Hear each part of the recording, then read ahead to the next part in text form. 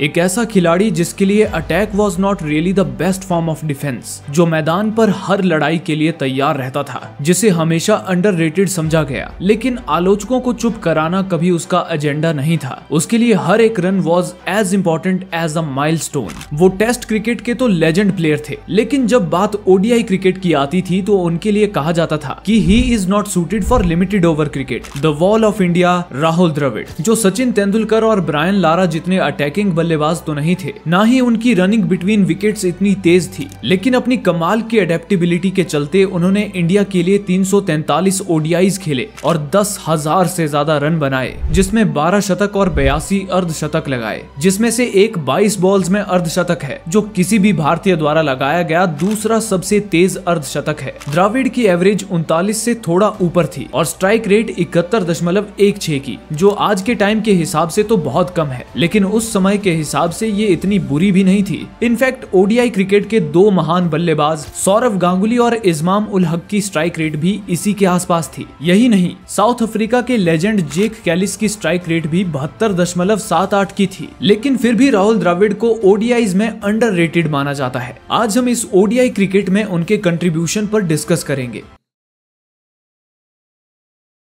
राहुल द्रविड़ की one day cricket में शुरुआत बेहद खराब रहती है और अपने पहले 5 वनडेज में द्रविड़ टोटल 34 ही रन बना पाए थे, लेकिन 1996 के फ्रेंडशिप कप में पाकिस्तान के खिलाफ 5 मैचों में राहुल कंसिस्टेंटली रन बनाते हैं और 220 रन के साथ सीरीज में इंडिया की तरफ से हाईएस्ट रन स्कोरर बनते हैं। इसके बाद 1996-97 के साउथ अफ्रीका टूर पर ट्राई सीरीज के फाइनल में शानदार 84 रन की पारी खेलते हैं और इंडिया 251 रनों का टारगेट 40 ओवर में चेज कर लेती है। 1997 के इंडिपेंडेंस कप का चेन्नई ओडीआई, जो सईद अनवर के मैजेस्टिक 194 रन के लिए याद किया जाता है, उसी मैच में राहुल द्रविड़ अपनी पहली ओडीआई सेंचुरी लगाते हैं। 328 रनों के मुश्किल टारगेट का पीछा करते हुए राहुल द्रविड़ की ये पारी इंडिया को मैच तो नहीं जिता पाई, लेकिन उन्होंने फाइटिंग स्पिरिट जरूर दिखाई। अब ऐसा लग रहा था जैसे राहुल द्रविड़ ने टेस्ट के साथ साथ ओडीआईज में भी नंबर 3 पर अपना कब्जा कर लिया है, लेकिन चीजें वैसी नहीं हुई जैसी उम्मीद थी। 1998 में द्रविड़ का वनडेज में प्रदर्शन बहुत खराब रहता है और इस साल उनकी एवरेज 21.76 की और स्ट्राइक रेट 50 के आसपास का रहता है। क्रिकेट एक्सपर्ट्स उनकी तेजी से रन ना बना पाने की इनेबिलिटी की खूब आलोचना करते हैं और वो पूरे साल ओडीआई टीम से अंदर बाहर होते रहे।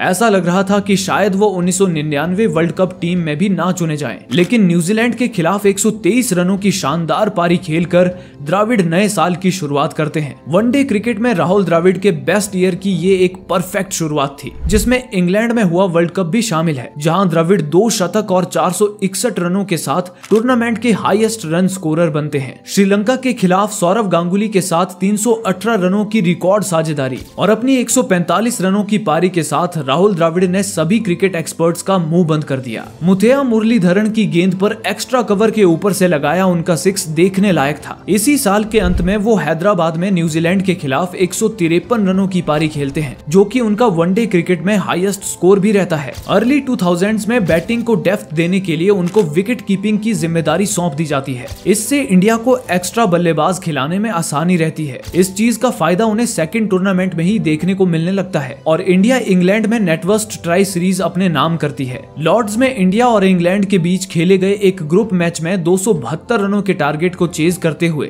जब इंडिया का स्कोर 109 पर 0 से 141 पर 4 हो जाता है, तब राहुल द्रविड़ युवराज सिंह के साथ 131 रनों की एक मैच विनिंग पार्टनरशिप करते हैं। अब द्रविड़ का रोल बदल चुका था, वो अब नंबर 5 पर बल्लेबाजी करने लगे थे। उन्हें युवराज सिंह और मोहम्मद कैफ जैसे यंगस्टर्स के अराउंड एंकर का रोल प्ले करने को दिया गया था। इसी साल के अंत में राहुल द्रविड़ अहमदाबाद में वेस्ट इंडीज के खिलाफ 325 रनों के टारगेट को सक्सेसफुल चेज करते हैं। द्रविड़ 109 रनों की एक नाबाद पारी खेलते हैं। स्पेशली पहली पारी में विकेट कीपिंग करने के बाद थकान के बावजूद वो इंडिया को 5 विकेट से जीत दिला देते हैं। 2003 वर्ल्ड कप भी राहुल द्रविड़ के लिए काफी सक्सेसफुल रहता है, जहां वो 63.60 की एवरेज से 318 रन बनाते हैं। 2004 के पाकिस्तान टूर पर राहुल द्रविड़ लाहौर में खेले गए चौथे ओडीआई में 5 नंबर पर एक और मास्टर क्लास इनिंग खेलते हैं। इंडिया सीरीज में 2-1 से पीछे थी और सीरीज में बने रहने के लिए उनका ये मैच जीतना बहुत जरूरी था। द्रविड़ मोहम्मद कैफ के साथ मिलकर 132 रन की साझेदारी करते हैं और इंडिया को एक बार फिर से कंफर्टेबली 5 विकेट से जीत दिला देते हैं। 2005 में राहुल द्रविड़ को इंडिया का फुल टाइम कैप्टन बनाया जाता है और इमीडिएटली वो इंडिया को एक चेजिंग साइड के तौर पर और बेहतर बनाने में लग जाते हैं। वो श्रीलंका के खिलाफ एक जबरदस्त सीरीज विन के साथ शुरुआत करते हैं। उसके बाद साउथ अफ्रीका टफ कंपटीशन देती है और सीरीज 2-2 पर ड्रॉ रहती है। राहुल द्रविड़ की कप्तानी में इंडियन टीम सितंबर 2005 से लेकर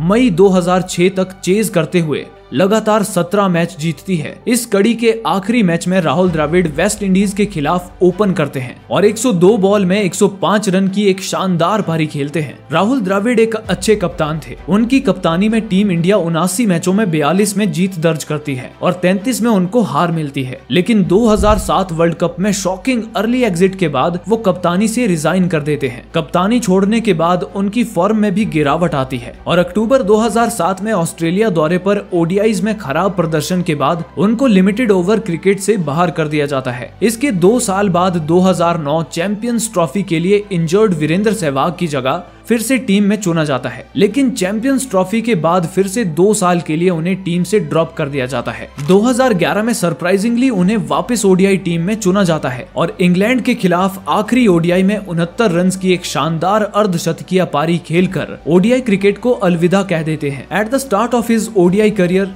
शायद किसी ने नहीं सोचा होगा कि राहुल द्रविड़ इतने सक्सेसफुल रहेंगे। 1999 से 2005 के बीच द्रविड़ दुनिया के सबसे बेहतरीन ओडीआई बैट्समैन में से एक थे। इन 7 सालों में द्रविड़ 210 मैचों में 43 की एवरेज से रन बनाते हैं। उनकी 12 में से 10 सेंचुरी इसी पीरियड में आती हैं। ज्यादातर लोग राहुल द्रविड़ को एक टेस्ट प्लेयर के तौर पर याद करते हैं, battling for India, saving a match for India, leading India to victory in test cricket. लेकिन नीली जर्सी में भी उन्होंने एक सराहनीय काम किया है, ये कम ही लोगों को याद है। उनका करियर फुल ऑफ सैक्रिफाइसेस रहा है और इवन गेव अप कैप्टनशिप ताकि इंडिया फ्यूचर के लिए टीम बना सके। He is not a goat in just test cricket but also in ODIs.